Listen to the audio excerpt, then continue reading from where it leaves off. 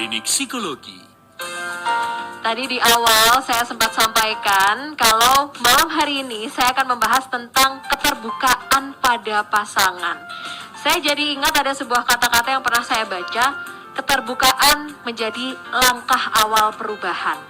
Perubahan yang seperti apakah? Karena nyatanya terbuka itu tidak semudah pengucapannya ya. Mungkin Anda juga merasakan begitu. Terbuka itu tidak bisa semua. Ada hal-hal yang Anda pilih untuk disampaikan pada pasangan, ada yang lebih Anda pilih untuk disimpan saja. Tapi sebenarnya seberapa penting sih terbuka pada pasangan? Atau jangan-jangan Anda malah orang yang tertutup pada pasangan? Nah, kita akan bahas malam hari ini dengan narasumber saya yang sudah hadir, ada Bu Ratna Sari, SPSI, MPSI, psikolog, yang akan ngobrol lebih lengkap lagi tentang terbuka pada pasangan. Selamat malam, Bu Ratna. Bu Ratna, bisa dicoba lagi suaranya? Oke. Oh, ini sudah mungkin agak kurang Jelas ya? Ya, agak kurang kencang dikit gitu, Bu. Oh, baik. Kabar baik ya, Bu Ratna? Kabar baik. Saya bersyukur sangat baik hari ini. Alhamdulillah. Ini kayaknya masih di kantor ya? Betul, masih di kantor. Aduh, terima kasih bisa hadir di Klinik Psikologi malam hari ini. Kita bahas tentang terbuka pada pasangan. Tadi di awal saya katakan kan, Bu, ada sebuah kalimat yang saya baca. Keterbukaan langkah awal perubahan. Kalau kita kaitkan dengan topik malam hari ini, berhubungan nggak sih, Bu? Masih relate nggak? Iya, karena bagaimanapun terbuka itu seringkali menjadi hal yang sulit bagi pasangan. Tetapi sebetulnya itu adalah hal yang sangat penting. Dan kenapa kita harus terbuka? Karena keterbukaan itu menjadi awal dari komunikasi yang lebih dalam untuk mengerti satu sama lain. Dengan ketidakadaan keterbukaan itu justru akan mengurangi atau menjauhkan relasi. Oh, tapi jelas yang lebih sering adalah seperti yang tadi Mbak katakan, bahwa kita lebih sering untuk menyembunyikan beberapa hal dan hanya menceritakan sebagian saja pada pasangan, begitu. iya. Kalau kita bicara soal pasangan dan terbuka, seharusnya dilakukan sejak kapan, Bu Ratna? Seharusnya adalah sejak awal mereka mulai berhubungan atau menjalin relasi. Karena seringkali sebetulnya kenapa seorang menjadi tidak terbuka, awalnya ini karena mereka merasakan ada pengalaman yang tidak menyenangkan. Jadi misalnya pada saat ingin bercerita sesuatu pada pasangannya, kemudian pasangan cenderung mengkritik atau bahkan mungkin memicu adanya pertengkaran, sehingga pengalaman ini yang akhirnya membuat beberapa dari pasangan memilih untuk hanya membicarakan hal-hal tertentu saja yang urgent seperti itu. Tapi itu bahaya ya, Bu ya, kalau kita bersikap seperti itu. Betul, bahayanya karena dengan kita tidak terbuka, ini akan membuka celah bagi pasangan untuk kemudian mencari lawan berkomunikasi di luar dari pasangan seharusnya, gitu. Ke teman atau ke siapapun, yang itu nantinya justru berdampak pada perselingkuhan secara emosional. Iya, iya. Wah, ini nanti akan muncul kata-kata yang sering menemani akan kalah dengan yang sering membuat nyaman. Betul, betul. Karena ceritanya jadi lebih banyak ke orang lain gitu ya, Bu Ratna ya. Ya, betul. Oke, jadi kita sepakat kalau keterbukaan pada pasangan itu juga sebuah langkah awal untuk perubahan dalam hubungan. Bahkan keterbukaan ini akan membuka komunikasi yang lebih dalam. Betul, termasuk memperbaiki relasi kalau di dalam relasi tersebut masih ada sesuatu yang mengganjal. Memperbaiki relasi. Tadi yang Bu Ratna katakan, nyatanya memang nggak semua orang bisa langsung terbuka. Apalagi di awal hubungan, yang seharusnya keterbukaan itu langsung dilakukan ya, Bu ya. Ya. Kenapa sih, Bu, saya akhirnya orang susah gitu untuk bisa langsung terbuka pada pasangan? Iya, karena pertama kalau kita awal pendekatan dengan pasangan itu tentunya butuh proses untuk memahami satu sama lain. Kalau menjadi sulit terbuka itu salah satunya balik lagi karena takut terdoktrin hal-hal buruk. Padahal pada saat kita melakukan pendekatan utamanya kita membutuhkan orang menangkap citra positif dari dalam diri kita, sehingga seringkali kita tidak selalu membuka banyak hal, tapi secara bertahap. Kalau kita mengetahui bahwa pasangan itu membuat kita nyaman, maka kita akan cenderung untuk membuka sedikit demi sedikit sampai terbuka semuanya, Ya. seperti itu. Dan itu proses itu wajar ya Bu ya, dialami setiap Proses orang. yang wajar, betul. Iya. Jadi hubungan sebelumnya itu juga akan sangat berpengaruh pada keterbukaan kita ke pasangan di hubungan yang lain gitu. Betul, karena dengan kita berusaha untuk mengapresiasi apa yang disampaikan oleh pasangan kita, itu membuka celah untuk mereka akhirnya apapun yang mereka alami itu akan kemudian bercerita pada kita, seperti itu. Jadi harusnya gimana Bu? Saat pasangan itu menceritakan sesuatu yang sebenarnya kita nggak setuju gitu misalnya, tapi kalau kita langsung bereaksi menolak gitu kan, bisa jadi pasangan akhirnya nggak mau jujur, nggak mau terbuka lagi. Awalnya sebetulnya karena kita seringkali terpacu untuk menjawab sebelum pasangan itu selesai bercerita. Oh Sehingga iya. ada perasaan enggan untuk melanjutkan. Karena apa yang terjadi adalah persepsi kita yang kemudian mendoktrin pasangan terhadap hal-hal tertentu yang dia sampaikan. Dan itu belum tentu benar seperti itu. Jadi akan lebih baik kalau kita mampu untuk mendengarkan pasangan sampai dia selesai menyampaikan. Kita tahu apa yang menjadi kebutuhannya, sehingga kemudian kita membuka celah untuk di akhirnya percaya lebih kepada kita. Gitu. Nah, nanti kita akan bahas lebih detail part ini ya Bu ya. Itu termasuk komunikasi yang baik ke pasangan itu gimana sih?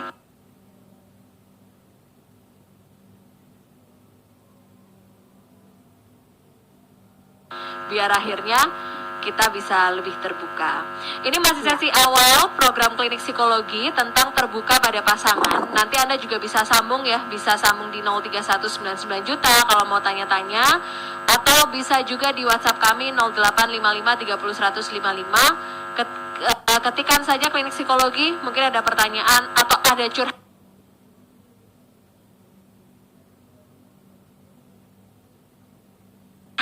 Anda tentang terbuka pada pasangan, karena ya setiap pasangan pastilah punya dinamika komunikasi masing-masing kan. Ada yang saling terbuka, ada yang hanya salah satu pihak saja, atau malah tertutup dua-duanya.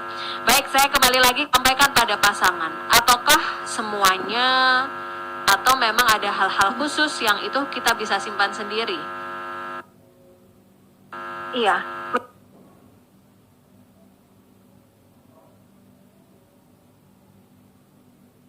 Memang kalau ideal, seringkali juga pada saat kita menyembunyikan hari ini atau tidak menceritakannya, kalau kan kesannya itu kita memang menutupi ya, tapi kan ada kecenderungan untuk kita memilah apa yang diceritakan. Tapi pasangan tertentu kalau yang memang mereka mengetahui jauh setelahnya, justru itu menimbulkan kekecewaan dan relasi itu menjadi kurang baik gitu. Jadi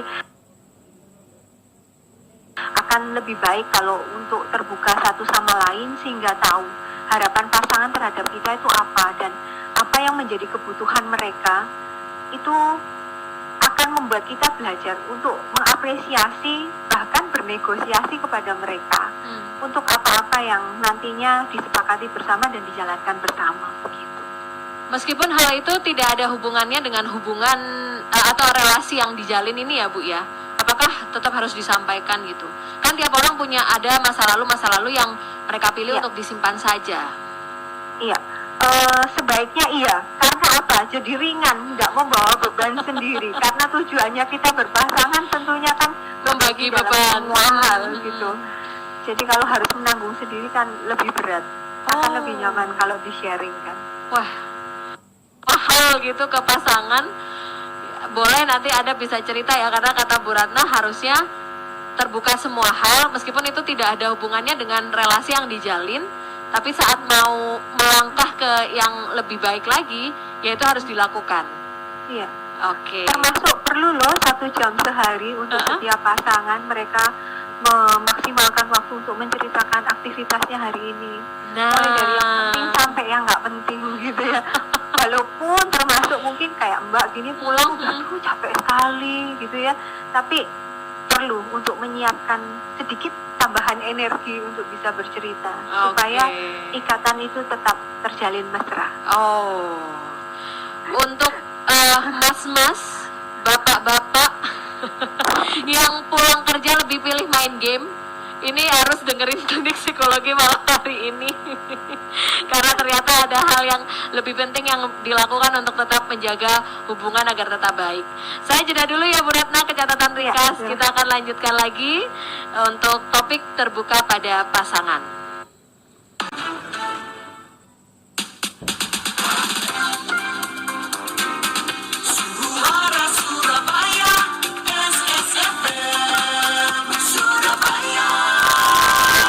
Kita kembali lagi di Klinik Psikologi bersama Bu Ratnasari, psikolog, narasumber saya malam hari ini. Bu, tapi kalau ada yang menyampaikan gitu ya, justru dengan terbuka malah jadi bertengkar dan tidak berkesudahan, jadinya dicurigai juga terus-terusan. Lebih pilih untuk ini aja, memilah-milah apa yang diceritakan tadi, bukan menutupi. Gimana Bu? Iya, memang untuk keterbukaan ini butuh dua pihak. Jadi antar pasangan butuh untuk saling mau,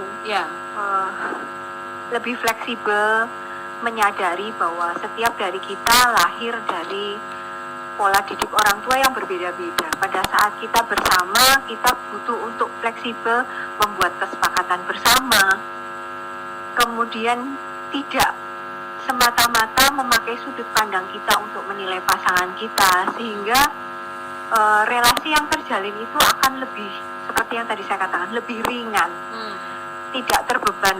Karena kalau hanya memilah itu seringkali pada saat, namanya juga manusia, pada saat kita tiba-tiba terucap tanpa kita sadari, itu bisa berakibat justru pada konflik seperti itu. Keceplosan gitu ya Bu ya. Keceplosan, betul. Jadi syarat untuk terbuka pada pasangan yang pertama harus ada kesepakatan. Jadi ada sebuah komunikasi yang dibangun di awal gitu. Ya, utamanya seperti yang tadi saya katakan, kalau minimal punya 1 jam sehari, itu kita bisa katakan bahwa kita perlu untuk bisa meluangkan waktu bersama pada pasangan. Menghindari egonya kita sendiri, karena kita juga butuh untuk mendengarkan dan harapan mereka apa terhadap kita itu perlu untuk kita apresiasi. Apa yang kadangkala mereka tidak ucapkan itu bukan berarti bahwa mereka tidak butuhkan dari kita. Untuk itu jangan lelah untuk menggali. Jadi tidak hanya mendengarkan, berkomunikasi yang baik, juga kita harus menggali apa yang diharapkan kalau kita memang tidak cukup mengerti mau dari pasangan kita. Terbuka pada pendapat mereka, apapun itu bentuknya. Dan utamanya lagi adalah kalau kita berbicara dengan mereka, tentunya kita kalau bisa tidak sambil mengerjakan hal yang lain, sehingga mereka merasa ini adalah fokus utamanya, seperti itu. Oh iya, yang satu sambil ngegame, satu sambil lihat drama Korea Bu, biasa. Iya, jadi ceritanya beda nih gitu ya. Iya. Jadi syaratnya tadi harus lebih fleksibel, tidak memakai sudut pandang kita sendiri, menghormati sudut pandang pasangan seperti apa. Nah, membangun pola komunikasinya gimana Bu? Kan tidak mudah ya untuk merubah tadi, kita ada didikan dari orang tua, frame of reference sama field of experience yang juga berbeda. Jadi gimana untuk membangun pola komunikasi agar bisa terbuka pada pasangan? Iya, memang untuk hal ini kita perlu berlatih. Itu kenapa biasanya kalau saya bertemu dengan beberapa klien saya di ruang konsultasi, saya akan meminta latihannya nggak langsung 1 jam. Mungkin akan bingung mau ngapain nih 1 jam, cerita apa, seperti itu. Tapi lebih kepada dicoba 5 menit, kemudian nanti ditambahkan 10 menit dan lain sebagainya, sampai kepada kebiasaan kalau nggak cerita itu jadi nggak nyaman di diri kita. Ini Karena kita bisa, membiasakan. berarti bisa dilakukan di rumah sendiri ya Bu Ratna ya? Iya, betul, Oh, betul, oke. betul. Jadi berlatih ngobrol dengan pasangan. Betul. Dari hal yang simple, oh saya tadi ketemu dengan teman SMA loh, dia kabarnya bla bla bla, itu kan sebetulnya tidak urgent untuk diceritakan, tetapi itu menjadi sesuatu bahan cerita untuk mengikat satu sama lain, Ya. semakin dekat, intinya itu. Tapi jangan dicurigai, laki apa perempuan, ngapain aja, ngobrol apa. Dulu SMA deket, teman deket sama teman biasa. Jadi beda lagi ya Bu kalau kayak Iya, gitu Bu. ceritanya panjang akhirnya. Oke, jadi dengan berlatih membiasakan bercerita apapun. Itu pola komunikasi yang bisa dibangun di awal. Ya. Lalu apa lagi Bu? Sebetulnya kayak tadi apa yang Mbak sampaikan itu seringkali dilakukan juga oleh para klien saya. Jadi laki atau perempuan nih, dulu ngapain aja kalian berdua. Tapi sebetulnya itu bisa dihindari pada saat akan menikah. Ada yang namanya konseling pranikah gitu ya. Seringkali ini masih begitu awam. Nah ini juga bisa menjadi jembatan untuk membuka komunikasi yang baik, karena semakin bisa memahami. Jadi sebelum pernikahan ada kalanya juga kita perlu loh untuk menanyakan nanti kita tinggal di mana ya, bagaimana kita bekerja, bagaimana pengelolaan keuangannya. Nah, hal-hal yang seperti itu kalau kita terangkan di awal itu akan mengurangi juga kemungkinan adanya konflik dan juga semakin membuat kita semakin terlatih untuk bisa berkomunikasi yang baik dengan pasangan. Oke. Bu, berarti rasa sayang gitu ya, rasa cinta pada pasangan itu tidak satu garis lurus dengan komunikasi dengan yang baik dengan pasangan juga ya? Semestinya satu garis lurus, karena begini, komunikasi yang baik akan kemudian menjalin atau mempererat rasa cinta itu.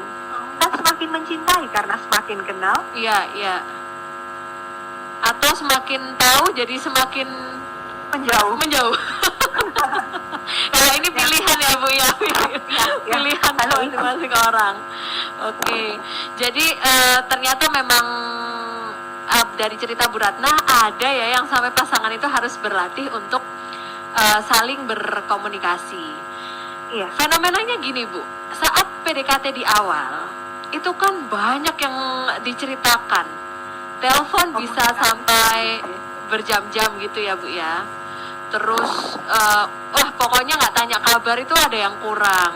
Lagi apa, sudah makan belum, itu di awal. Tapi semakin relasinya semakin terjalin sampai mungkin akhirnya menikah bertahun-tahun, kebiasaan itu sudah nggak ada lagi gitu Bu. Jadi sudah merasa saling santai satu sama lain. Cuman intensitas komunikasi juga akhirnya ikut berkurang. Itu gimana Bu? Iya, yang disarankan memang intensitas komunikasi itu bohong kalau kita tetap mempertahankan seperti kita zaman pacaran dulu. Tapi minimal yang seperti saya sampaikan tadi, bahwa setiap hari harus ada momen di mana kita menyempatkan waktu untuk bisa berkomunikasi dengan pasangan. Kurangnya komunikasi pada saat hubungan itu semakin lama, seringkali itu justru terjadi karena apa? Karena merasa sudah tahu pasangannya itu seperti apa. Iya. Merasa bahwa sudah tidak ada keunikan yang perlu kita gali dari pasangan kita. Sedangkan di awal hal-hal itu kan adalah sesuatu yang menarik untuk mencari tahu, dan itu memang tahapannya. Iya. Itulah kenapa pada saat pernikahan itu semakin lama, relasi itu perlu terus untuk dibangun dengan adanya komunikasi yang baik itu sendiri. Jadi harus punya we time untuk pacaran kembali, begitu. Kalau itu hilang gimana Bu? Komunikasi untuk saling terbuka tadi ya? Biasanya kalau hal itu hilang, akan ada kemungkinan bahwa mereka mendapatkan itu di luar dari rumahnya. Balik lagi ketemu orang lain lain yang nyaman gitu ya Bu ya? Betul, karena kita ini makhluk sosial. Iya, iya. Walaupun kita ini tergolong introvert, bukan orang yang ekstrovert, tapi kita tetap butuh orang lain untuk bisa menceritakan apa yang kita rasakan, mencari sudut pandang dari orang lain tentang apa yang kita lakukan, apa yang kita pikirkan. Gitu. Oke, baik. Jadi untuk Anda, mungkin ada yang mau sharing dengan Bu Ratna, mau cerita bagaimana selama ini Anda menjaga keterbukaan dengan pasangan, pola komunikasi apa yang Anda pakai biar nggak ada salah paham, boleh ya di 03199 juta, atau yang mau sambung lewat WhatsApp di 0855301055 juga silahkan. Tadi yang disampaikan Bu Ratna dari awal, kenapa sih harus terbuka? Karena dengan terbuka pada pasangan, komunikasi yang lebih dalam bisa terjalin. Justru dengan tidak ada keterbukaan malah bisa menjauhkan satu sama lain. Mungkin jadi terasa asing dan kok saya nggak kenal pasangan saya, gitu ya Bu ya? Iya, karena banyak sekali justru mereka yang menemukan komunikasi yang lebih menarik di luar rumah, itu mereka akan cenderung dalam tanda kutip malas pulang ke rumah. Waduh, bahaya. Jadi kalau ada yang pulangnya kok makin hari makin malam, itu menjadi pertanyaan tersendiri. Kalau memang jelas bahwa tidak ada hal yang membuat dia tidak berada di luar rumah, artinya tidak ada kebutuhan lain untuk berada di luar rumah, tapi dia tetap beraktivitas di luar rumah, itu sebetulnya adalah warning tersendiri bahwa ada sesuatu yang salah dalam hubungan mereka. Oke. Baik, sudah ada satu kawan yang bergabung lewat WhatsApp. Sebelum saya bacakan, saya izin lagi untuk geser ke catatan ringkas.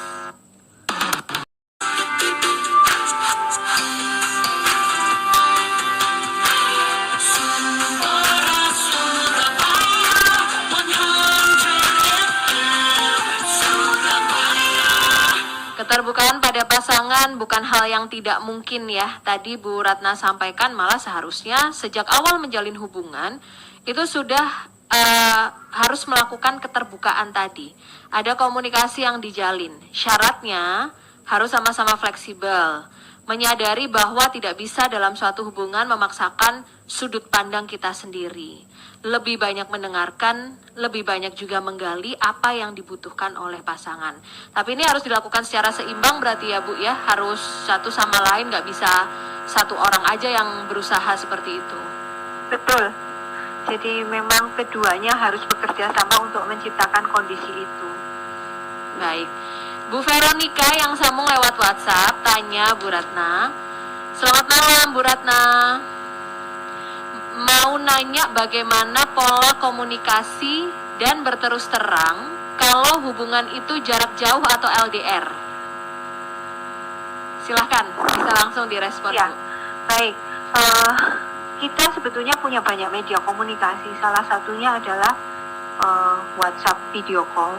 Itu sangat membantu kita untuk bisa menceritakan apa yang menjadi kebutuhan kita pada pasangan. Lebih baik daripada hanya sekedar voice call seperti itu, karena kita kadangkala butuh loh untuk bisa melihat micro expression dari pasangan kita. Sehingga pakailah semua media yang ada, apalagi dengan kondisi yang sekarang ini, media begitu banyak membantu kita untuk yang jauh pun terasa begitu dekat. Karena juga nggak boleh deket-deket ya Bu ya, kan physical distancing. Masih pandemi. Memakai semua sarana komunikasi, tapi paling bagus bisa lihat ekspresi. Ya, betul. Terus apa Bu yang harus diperhatikan juga untuk pasangan yang LDR ya? Kalau bisa ketemu kan enak gitu, bisa ada masalah bisa langsung ngomong, mau cerita ini juga bisa langsung. Kalau untuk yang LDR apa yang harus diperhatikan? Biasanya untuk pasangan LDR saya akan menyarankan untuk mereka punya janjian waktu sebelum akan tidur.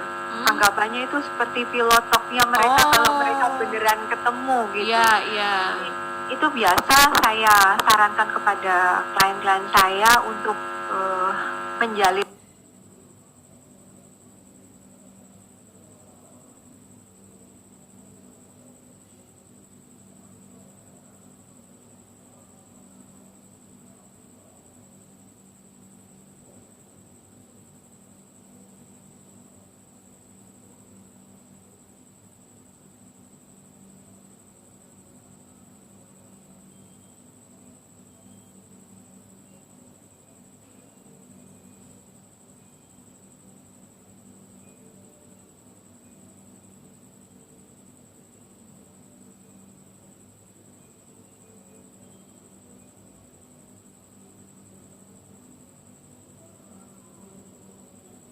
dengan satu orang klien Ya. yang kemudian dia ini sebetulnya datang dengan mengeluhkan bahwa anaknya itu bekerja di dunia entertain dan dia tidak setuju karena kalau dunia entertain itu kan Sabtu Minggu selalu penuh dengan aktivitas. Ya.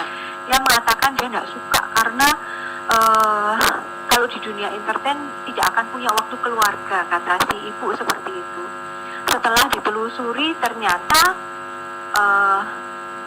dia diperlakukan suaminya seperti itu. Jadi suaminya itu banyak sekali pekerjaan di luar rumah yang dia ciptakan sebagai tambahan untuk kemudian jarang bertemu dengan istri dan anak-anaknya. Sehingga ibu ini sebetulnya permasalahannya bukan di anak yang paling utama, tetapi ini adalah bagian dari kompensasinya dia karena tidak mampu menjalin komunikasi yang baik dengan pasangan, kemudian dikompensasikan untuk mengkritik anaknya agar memenuhi harapannya. Nah, itu seringkali terjadi di pasangan-pasangan sekarang ini. Jadi justru akarnya tuh di hubungan dengan suami gitu ya Bu ya, atau dengan istri. Wah, secara nggak sadar kasihan anaknya ya Bu sebenarnya. Kalau orang tua sampai seperti itu. Jarang sekali pasangan yang datang dengan mengatakan saya punya komunikasi yang buruk dengan pasangan, tapi mereka biasanya datang dengan keluhan anak saya yang bermasalah, seperti itu. Kenapa Bu pasangan susah mengakui kalau mereka punya komunikasi yang buruk? Karena mereka merasa bahwa ini sudah tidak terlalu urgent untuk dibahas atau diselesaikan, tetapi yang lebih urgent adalah bagaimana supaya anak saya sesuai dengan gambaran saya atau harapan saya sebagai orang tua. Nah, itu yang sebetulnya keliru karena semua itu bisa terjalin kalau kita dengan pasangan juga relasinya baik atau komunikasinya itu berjalan dengan lancar. Karena sebenarnya anak kan mencontoh apa yang kita lakukan. Jadi ini warning juga untuk pasangan-pasangan ya Bu ya, bahwa kalau ada permasalahan komunikasi sebenarnya penting untuk bisa membicarakan berdua atau bahkan dengan psikolog gitu. Betul. Oke. Baik. Wah, tidak pun dengan psikolog karena kan kita dekat dengan para pemuka agama, kemudian dengan di banyak shelter di Surabaya ini yang juga mereka sangat terbuka untuk kita datang. Krisis center di Surabaya itu banyak sekali. Salah satunya yang saya tahu ada Wahana Visi Indonesia gitu. Terus ada apalagi Safi Amira.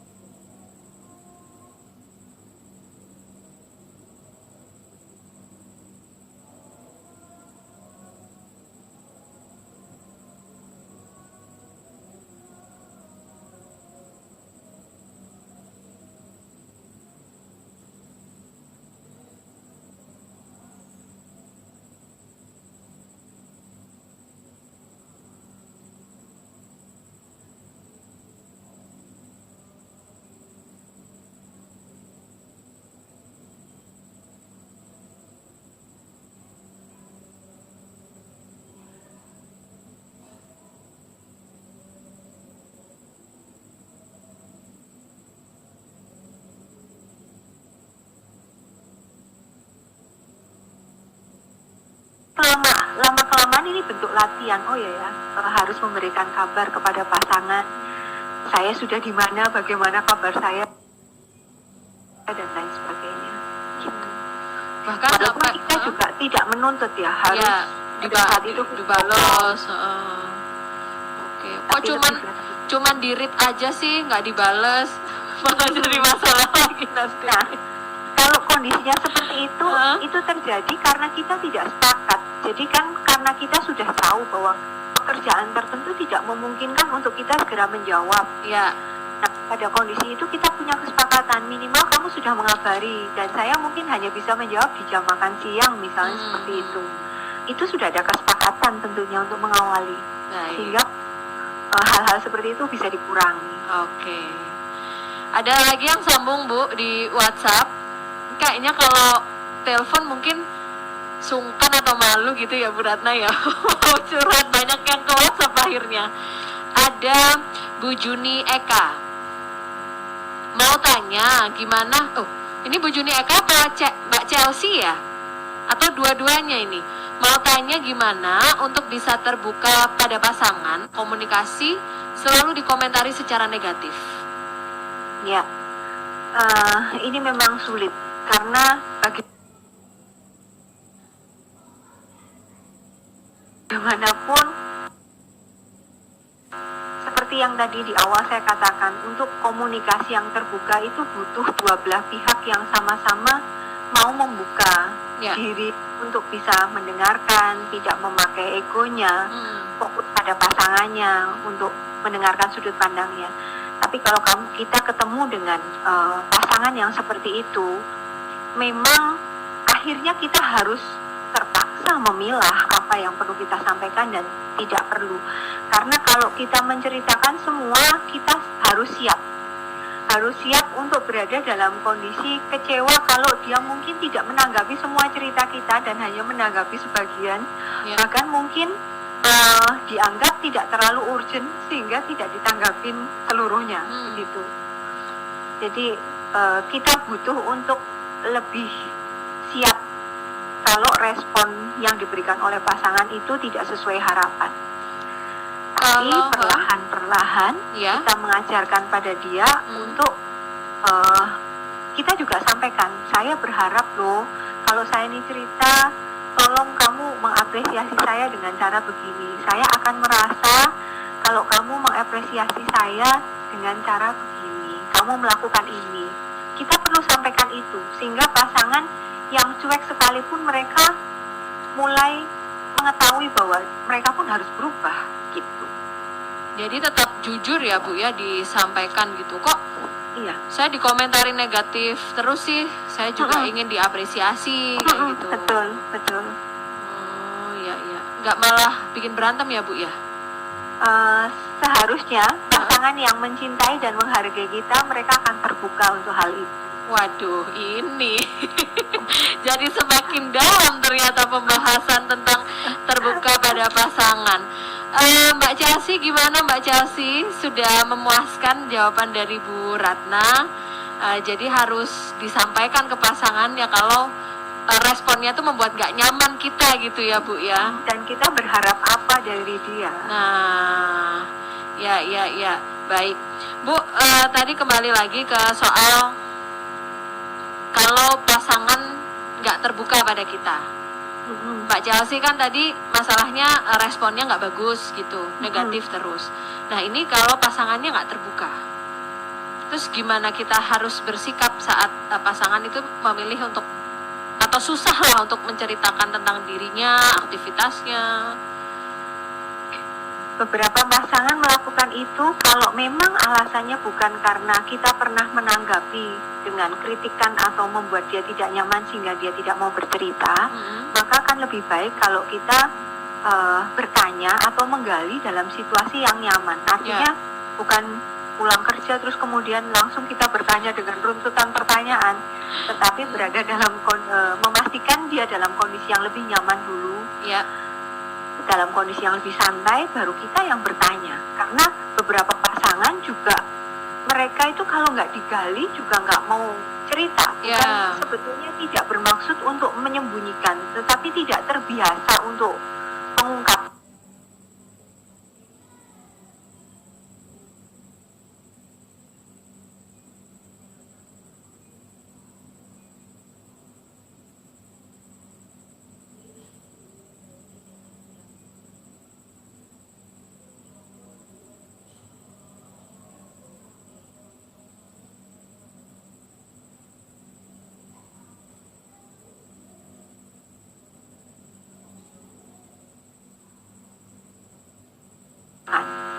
Jadi sekali lagi,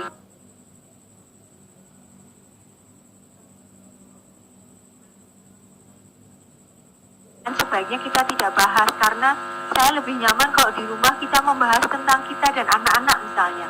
Itu biasanya disampaikan oleh pasangannya sehingga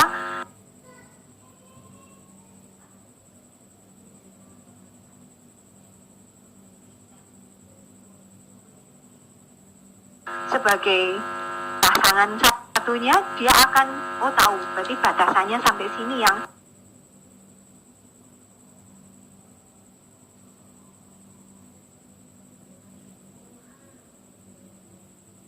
hampir ada di 15 menit terakhir ya, tapi masih bisa kalau Anda mau tanya-tanya, mau sambung juga boleh di 03199 juta. Nanti akan saya lanjutkan lagi tentang terbuka pada pasangan, dampak negatif dan positifnya seperti apa. Assalamualaikum sahabat Zaskia Sungkar. Dengan datangnya Ramadan tahun Untuk dampak negatif dan positif Bu Ratna dari terbuka pada pasangan, mungkin ke negatif dulu Bu. Jika tidak terbuka berarti ya Bu ya ini.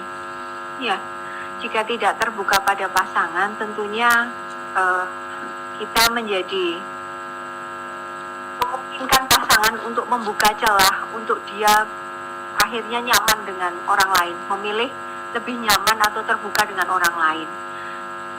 Kemudian pasangan menjadi akhirnya sebetulnya kita menimbun atau sedang memperpanjang kemungkinan adanya konflik di kemudian hari. Karena dengan kita tidak cerita hari ini, ada kemungkinan bahwa cerita itu akan ada di saat lain, dan itu membuat pasangan tentunya justru malah menjadi tidak percaya dengan kita. Seperti bom waktu gitu Bu, kita Betul. simpan apa gitu akhirnya meledak suatu saat. Iya. Dan dengan tidak terbuka, kita sebetulnya sedang memainkan persepsinya kita sendiri untuk menilai pasangan kita, dan itu belum tentu benar. Dan itu seringkali justru membuat kita mudah stres, Ya, mudah merasa galau gitu ya, karena merasa tidak dimengerti oleh pasangannya. saya jadi ingat ada meme yang di media sosial gitu ya Bu ya. Kok dia diem aja sama saya, salah saya apa, kemarin habis ngapain. Ternyata lagi sakit gigi pasangannya. Nah, itu salah satunya. Masih banyak lagi hal-hal yang muncul. Salah satunya kalau pasangan diam saja, ternyata dia butuh kita mijitin dia, tapi dia nggak mau ngomong. Nah, ini sering terjadi. Kepingin kalau lagi di mobil bersama atau naik motor bersama itu dipeluk, tapi kok kenapa ya dia cuma pegangan di relnya motor misalnya gitu. Nah, hal-hal kecil tapi bisa mengakibatkan konflik. Malah apa hal-hal sepele gini-gini Bu yang harus diwaspadai? Betul. Oh. Mulai dari hal sepele itu, kenapa tadi saya katakan bahwa 1 jam sehari untuk bercerita hal nggak penting itu sangat Disarankan ya Bu ya. Sangat disarankan untuk dilakukan. Baik, di WhatsApp ini ada 2 pertanyaan Bu Ratna, tapi kita ke penelpon dulu ya. Ada yang bergabung malam ini. Selamat malam Klinik Psikologi. Halo, selamat malam Mbak Widya. Iya. Oh, Pak Abe ya? Saya Abe. Wah, ini mewakili bapak-bapak. Bapak-bapak. Silakan Pak Abe. Jadi gini Mbak Widya, Bu Ratna. Iya, selamat Jadi malam, Pak. saya itu dengan adanya anak sekolah dari rumah, ini kan cukup beban bagi orang tua ya gitu. Sedangkan kami ini kan sama-sama bekerja ya gitu. Istri saya bekerja, saya bekerja. Istri saya sudah terbuka kayak gitu loh. Tapi saya tidak bisa menuruti kayak gitu. Jadi kayak misalkan pagi sore sudah di rumah kayak gitu, membantu tugas anak-anak kayak gitu. Pak Abe suaranya hilang Pak lama-lama. Iya dah. Iya. Apakah ini lebih baik? Halo? Ya, jadi istrinya Pak Abe itu sudah terbuka, tapi Pak Abe nggak bisa menuruti permintaan seperti pulang cepat gitu ya Pak ya? Kayak gitulah kurang lebih. Jadi bantu anak-anak ngerjain tugas apa kayak gitu. Ini kan yang nggak bisa kayak gitu, kita sore lebih awal gitu nggak bisa gitu lah. Nah ini apa yang harus kami lakukan gitu bagi suami-suami yang seperti ini, yang model kayak gini gitu.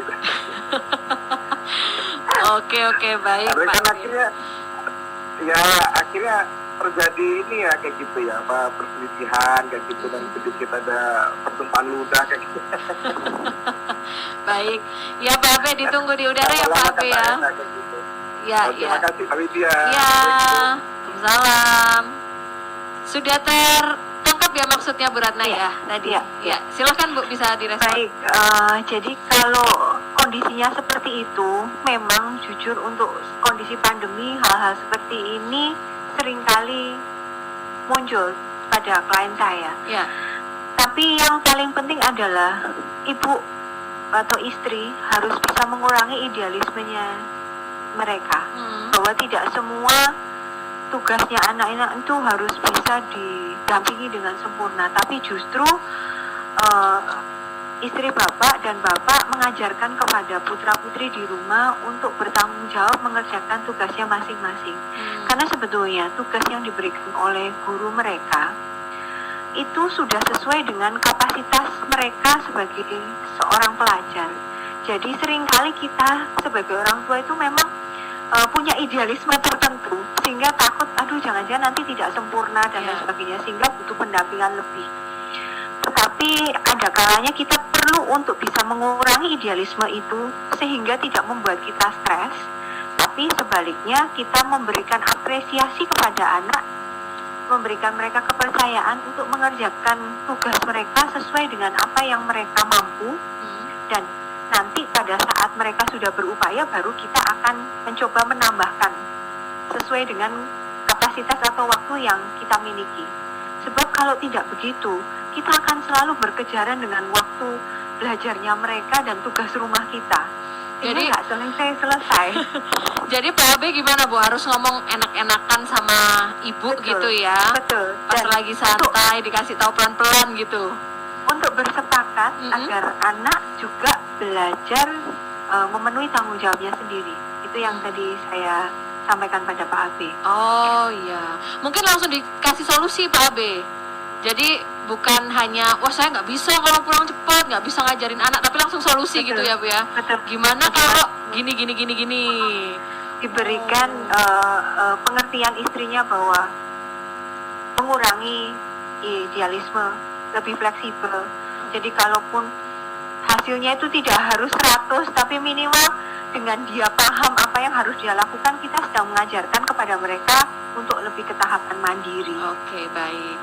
Ini ada satu lagi, Bu, di sisa waktu yang sangat sempit ini, saya terima dulu lewat 99 juta. Selamat malam, Klinik Psikologi. Selamat malam, Mbak. Iya, dengan siapa ini? Saya dengan Wahyu di Surabaya. Oh iya, silahkan. Mas Wahyu langsung dengan Bu Ratna. Saya mau tanya sebenarnya, karena memang dalam hubungan ini saya dijodohkan sama orang tua. Karena saya sudah agak sedikit lewat begitu ya nikahnya, usia 32, dan pasangan saya usianya 28 tahun. Dan saya akui kalau saya ini adalah pribadi yang introvert. Saya tidak mudah untuk terbuka sama orang. Sebenarnya bagaimana untuk cara saya untuk mengungkapkan perasaan ataupun juga bisa terbuka dengan sang istri seperti itu. Baik. Terima kasih. Ya, ditunggu di udara ya Pak Wahyu. Baik, langsung Mbak Widya. Ya, langsung Bu Ratna. Baik, untuk Pak Wahyu akan lebih baik kalau itu dengan dilatih seperti yang tadi awal saya sampaikan. Memang tidak bisa langsung, tapi minimal Pak Wahyu bisa mengungkapkan apa yang ada di dalam kebutuhannya Pak Wahyu. Pak Wahyu berharap istri seperti apa terhadap Pak Wahyu. Pak Wahyu berharap akan mengapresiasi istri dengan seperti apa, itu juga perlu disampaikan supaya istri juga tahu harapannya Pak Wahyu akan harus dibagaimanakan, dan Pak Wahyu itu akan lebih happy kalau istri seperti apa. Jadi contohnya saya ini berharap istri kalau saya bangun pagi itu ada teh hangat misalnya di meja makan, maka Pak Wahyu mungkin bisa mengawali dengan membuat teh sendiri sambil membuatkan istrinya dan tersenyum gitu ya di meja makan sambil mengatakan, aku akan lebih seneng loh kalau tiap pagi kamu yang memberikan atau membuatkan ini untuk aku. Jadi mesti dikasih contoh gitu ya Bu ya. Langsung itu kan kaku gitu ya. Iya. Untuk mengungkapkan. Tapi dengan menunjukkan kebiasaan kita, umumnya perempuan akan lebih peka untuk tahu kebutuhan kita. Actionnya dulu Pak, kalau susah ngomong actionnya dulu dilakukan, baru nanti ada percakapan di sana.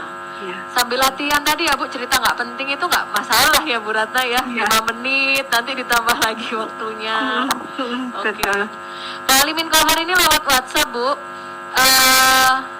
tips-tips keterbukaan yang paling ideal. Wah, masih cukup nggak ya kalau tips? Saya tampung dulu ya Pak. Kalau Mas Tun Bagus ini cerita, pasangannya itu orangnya introvert. Kalau nggak ditanya nggak akan cerita tentang aktivitas hariannya. Pak Tun Bagus aktif sekali bertanya, tapi masalahnya yang ditanya itu ngantuan Bu. Jam 8 tiba-tiba sudah langsung tidur nggak pakai pamit.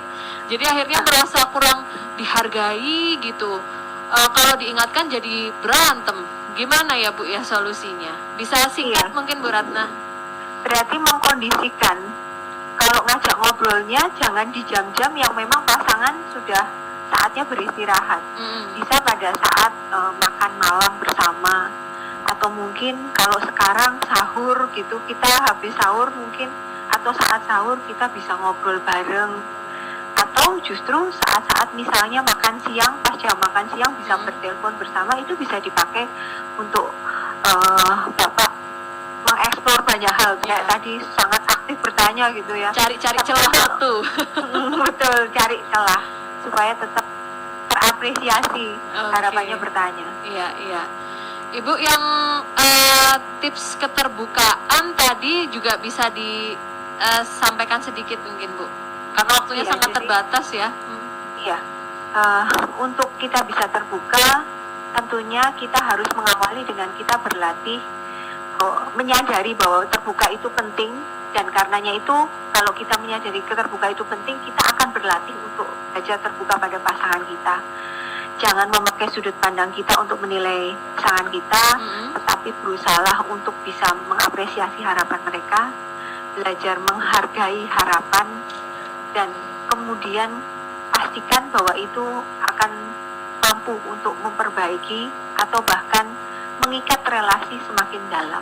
Ya. Seperti Menjadi penutup di diskusi malam hari ini, jadi dari pembahasan selama hampir 1 jam Bu, sisi positif terbuka pada pasangan. Silahkan Bu Ratna.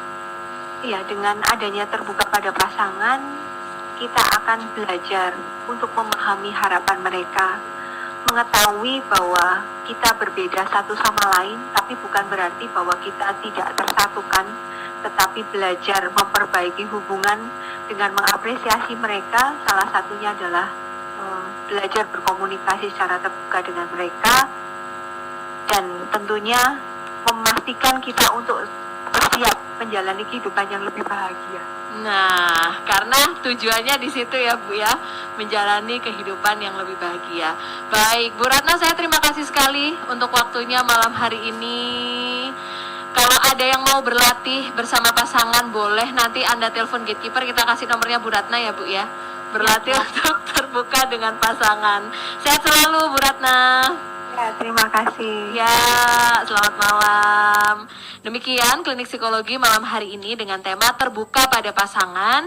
Bu Ratna Sari, SPSI, MPSI. Beliau adalah seorang psikolog yang menjadi narasumber saya. Dan terima kasih juga untuk Anda yang tadi sudah bergabung ya di WhatsApp, lalu juga di telepon. Mudah-mudahan tadi bisa menjawab curhatan-curhatan yang terselip dari beberapa pertanyaan. Atau kalau Anda merasa wah masih kurang puas nih, boleh nanti telepon Gatekeeper, kita akan berikan nomor Bu Ratna untuk Anda bisa melakukan